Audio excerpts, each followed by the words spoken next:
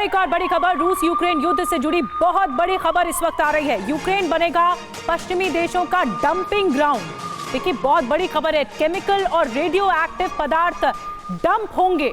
यूक्रेनी राष्ट्रपति दफ्तर में हुई मीटिंग में ये बड़ा फैसला लिया गया है।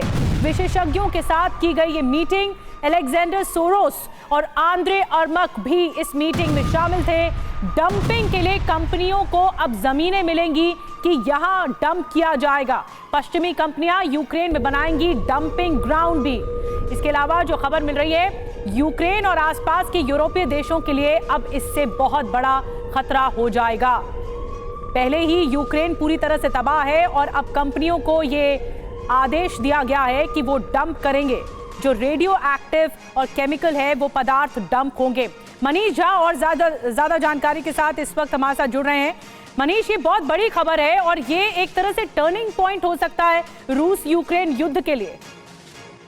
देखिए, सबसे बड़ी बात यह है कि पश्चिमी देश जो अब तक यूक्रेन को हथियार दे रहे थे, अब उनका असली मकसद भी सामने आ रहा है। बड़ी बड़ी मल्टीनेशनल कंपनियां जो पश्चिमी देशों में हैं, उनको बहुत बड़ी बड़ी जमीनें दी जा रही है और यूक्रेन के राष्ट्रपति के ऑफिस ने जमीन देने के लिए ऑर्डर जारी किया है।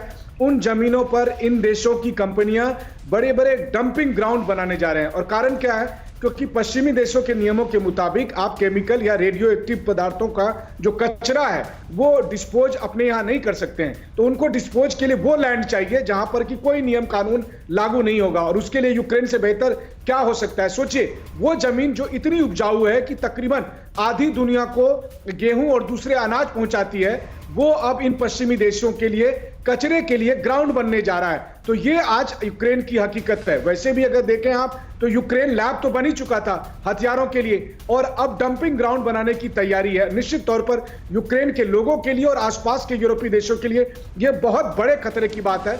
लेकिन सोरोस फाउंडेशन और यूक्रेनियन प्रेसिडेंट के ऑफिस के बीच हुई मीटिंग के बाद यह फैसला हुआ है और जमीन देने के लिए आदेश बजाबता जारी हो गया है। बिल्कुल बड़ी बात आप बता रहे हैं और बड़ी खबर है मनीष है जो आपने बताई कि किस तरह से अमेरिका और जो पश्चिमी देश हैं वो दरकिनार कर रहे हैं और इसी स्ट्रैटेजी के तहत ये फैसला भी लिया गया है। बहुत बहुत शुक्रिया मनीष आपका जानकारी देने के लिए।